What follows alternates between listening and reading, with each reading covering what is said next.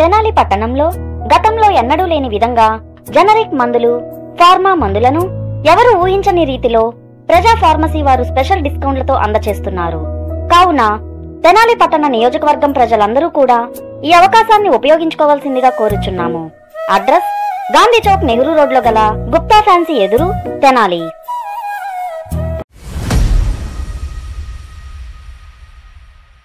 బ్రాహ్మణ పరిషత్ తెనాలి శాఖ ఆధ్వర్యంలో తెనాలిలో బ్రాహ్మణుల వన సమారాధన కార్యక్రమం ఉదయం నుంచి ఎంతో కోలాహలంగా జరుగుతూ ఉంది.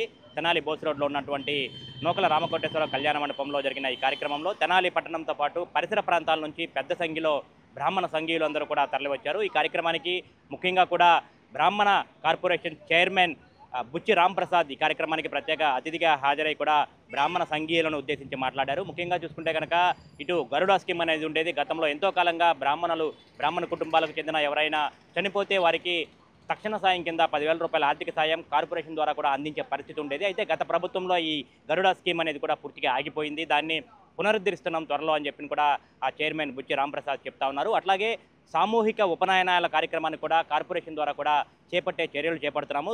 ఆంధ్రప్రదేశ్ వ్యాప్తంగా కూడా 4 ప్రాంతాల్లో ఈ కార్యక్రమం ఏర్పాటు చేసి దారి ఖర్చులు ఎవరైతే ఉపనయనాలు చేయించుకునేవారు ఉంటారో వారికి దారి ఖర్చులు పెట్టుకొని కార్పొరేషనే భరించి వారికి నూతన వస్త్రాలు ఇచ్చి కూడా వారికి వసతి భోజన సౌకర్యం కూడా కల్పించే విధంగా ఏర్పాట్లు చేస్తున్నట్టుగా కూడా చెప్తా ఉన్నారు. గత 65 సంవత్సరాలుగా బ్రాహ్మణ పరిషత్ తెనాలి ద్వారా చేపడుతున్న కార్యక్రమాలను ఆయన ప్రత్యేకంగా అభినందించారు. ఈరోజు ఉదయం నుంచి కూడా ఎంతో కోలాహలంగా ఈ కార్యక్రమం జరుగుతుంది. ఎక్కడెక్కడి నుంచో బ్రాహ్మణ సంఘీయులు అందరూ కూడా తరలివచ్చి ఈ కార్యక్రమంలో పాల్గొంటున్నారు. ఇటు పరిషత్ ద్వారా కూడా పలు సేవా కార్యక్రమాలు కూడా చేస్తూ ఉన్నారు. ప్రతిభ కలిగిన విద్యార్థులకు ప్రత్యేకంగా ఆర్థిక సాయం, ప్రోత్సాహక బహుమతులు కూడా అందజేస్తూ ఉన్నారు. ఈ కార్యక్రమం ఏ విధంగా జరుగుతూ ఉంది, ఈ ఉదయం నుంచి కూడా ఈ కార్యక్రమానికి ఎవరెవరు తరలి వస్తూ ఉన్నారు, ఎంతో కోలాహలంగా జరుగుతున్న ఈ కార్యక్రమంలో ఎవరు పాల్గొన్నారు, ఏ విధంగా జరుగుతుందన్నది కూడా ఒకసారి చూద్దాం.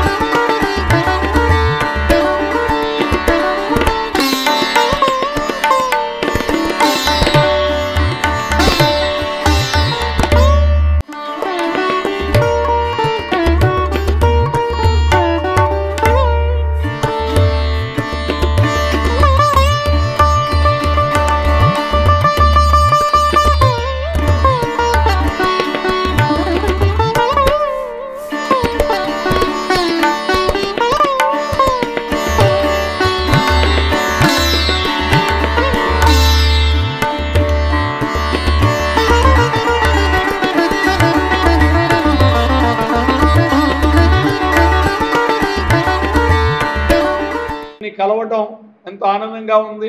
ఎందుకంటే మున్సిపల్ ఎలక్షన్లు అప్పుడు కూడా నేను ఇచ్చాను, తెలుగుదేశం పార్టీ అబ్జర్వర్గా వచ్చి నేను తిరిగాను, చాలామందిని ఇక్కడ నేను కలిశాను, అందరూ కూడా సహకరించడం జరిగింది. ఇవాళ తర్వాత 2024లో జరిగినటువంటి ఎన్నికల్లో ఘన విజయం సాధించిన తర్వాత అంతకుముందు నన్ను బ్రాహ్మణ సాధికార కమిటీ రాష్ట్ర అధ్యక్షుడిగా కూడా నారా చంద్రబాబు నాయుడు గారు చేశారు.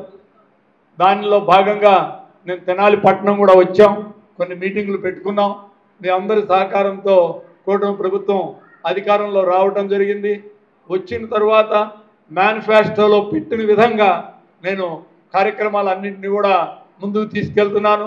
దానిలో భాగంగానే 5 నుంచి 10,000 రూపాయలు ఉన్నటువంటి ధూపదీప నైవేద్యం ఉన్నటువంటి 5,000 నుంచి 10,000 రూపాయలు ఉన్నటువంటి జీతాన్ని ఆనరీని 10 నుంచి 10,000 రూపాయలు పెంచాం.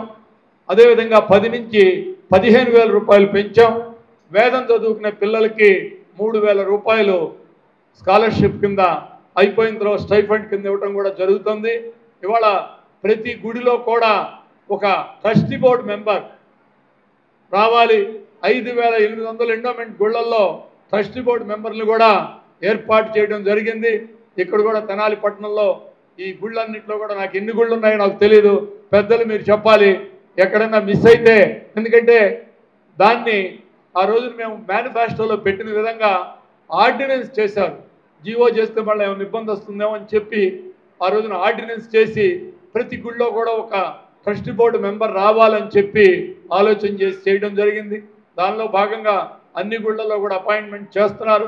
ఎందుకంటే నిన్న నేను ఇంట్లో నుంచి బయటకు వస్తుంటే జగ్గేపేట నుంచి ఒక బ్రాహ్మణ అమ్మాయి ఫోన్ చేసి, సార్ నన్ను శివాలయంలో ట్రస్ట్ బోర్డు మెంబర్గా వేశారు సార్ అని చెప్పింది.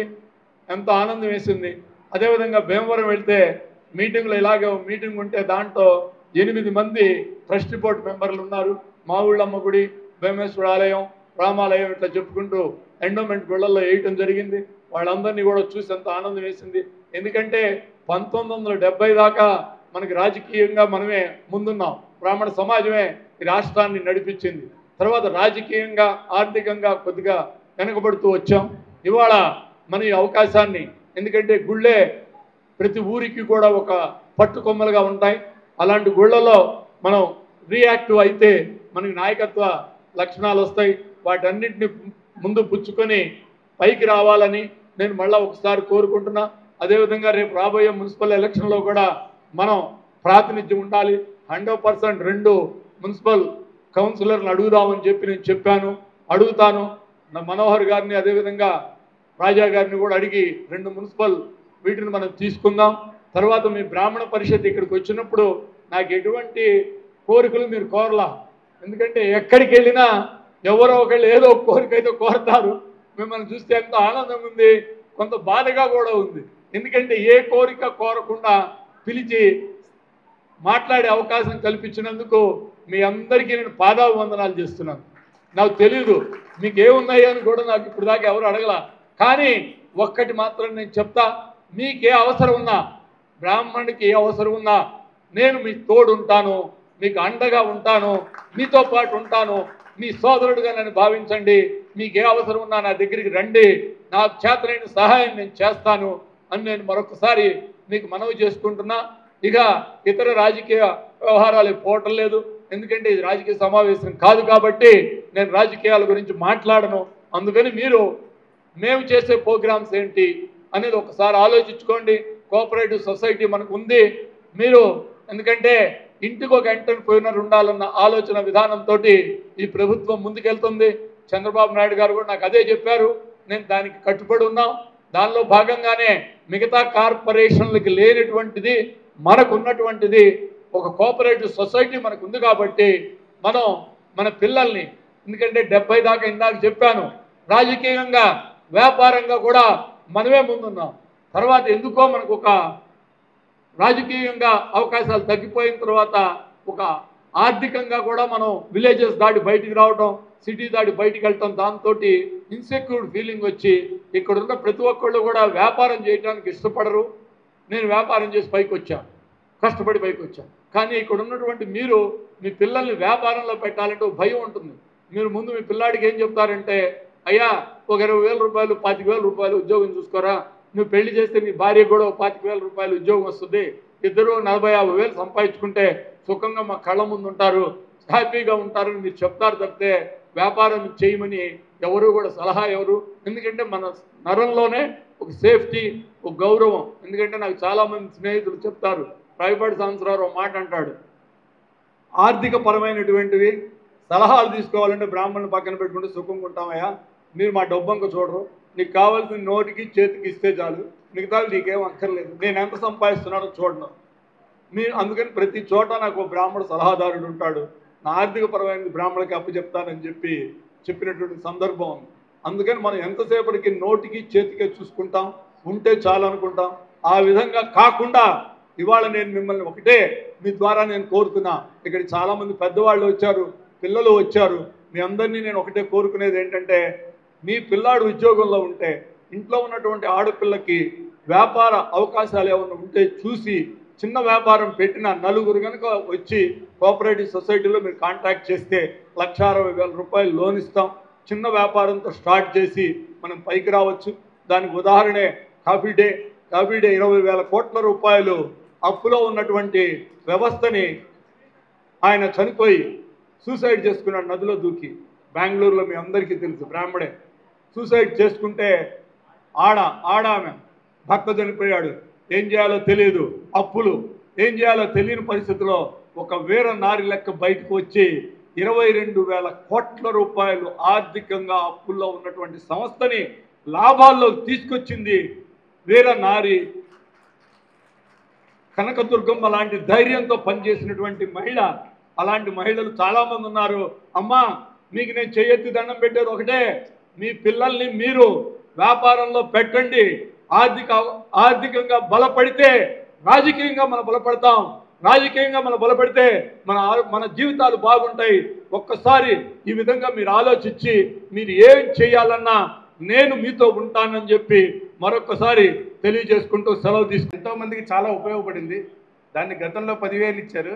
దాన్ని ఇప్పుడు కొంచెం అవకాశాన్ని బట్టి ఒక 20,000 30,000 పెంచి దాన్ని ఈ స్కీమ్ని త్వరగా చేస్తారని కోరుకుంటున్నాను.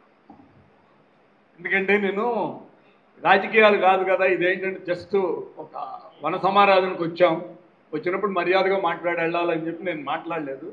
గరుడ స్కీమ్ని తిరిగి పెడుతున్నామండి. 2024 జూన్ 12వ తారీఖు చంద్రబాబు నాయుడు గారు ప్రమాణ స్వీకారం చేశారు. ఆ డే నుంచి చనిపోయిన ప్రతి ఒక్కరికి కూడా అప్లై చేసుకుంటే నేను అడ్మినిస్ట్రేటివ్ అప్రూవల్ కోసం పంపించాను, ముఖ్యమంత్రి గారికి వచ్చేస్తుంది. రాగానే ఆ డే నుంచి చనిపోయిన ప్రతి ఒక్కరికి 10,000 రూపాయలు ఇస్తాను. ఇది ఇవ్వడానికి మేము సిద్ధంగా ఉన్నాం. ముఖ్యమంత్రి గారు కూడా ఒప్పుకున్నారు, ఇమ్మని చెప్పారు. అదేవిధంగా ఇంకోటి ఏంటంటే నేను ఉపనయనాలు కూడా చేయాలని, సామూహిక ఉపనయనాలు చేయాలని చెప్పి ఒకటి ఆలోచన చేశాం. ఎందుకంటే ఉత్తరాయణంలోనే ఉపనయనాలు చేసుకుంటారట, దక్షిణాయనంలో ఉపనయనాలు చేసుకోకూడదని చెప్పారు. అందుకని నేనేంటంటే శంకర జయంతి రోజు ఇంకా మంచి రోజులు ఏమున్నాయో చూసుకుని శంకర జయంతి ఒక చోట మనం నార్త్ ఈస్ట్లో అంటే మన వైజాగ్లో, విజయవాడ, అదేవిధంగా మన తిరుపతి, కర్నూలు 4 చోట్ల పెట్టి చేయడానికి కూడా ఏర్పాట్లు చేస్తున్నాం. ఉపనయనం వచ్చిన వాళ్ళందరికీ దారి ఖర్చులు కార్పొరేషన్ ఇస్తుంది. అక్కడ భోజనాలు సదుపాయాలు ఇస్తారు, బట్టలు పెట్టి వాళ్ళని గౌరవప్రదంగా మనం చేయాలని చెప్పి ఆలోచన ఉంది. ఇవన్నీ కూడా ముందు తీసుకెళ్తున్నాం. అందుకని రాజకీయం